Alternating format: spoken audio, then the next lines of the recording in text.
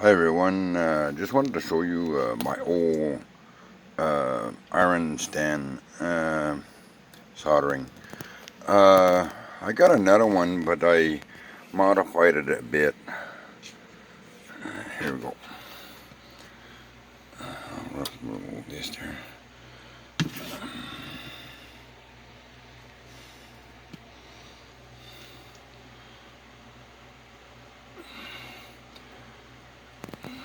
So what do you think?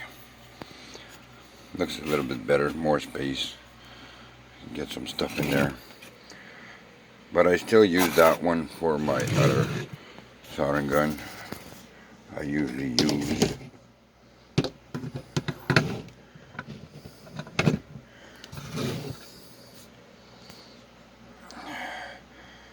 And this is the other one I use. Well, thank you for watching. Have a good day.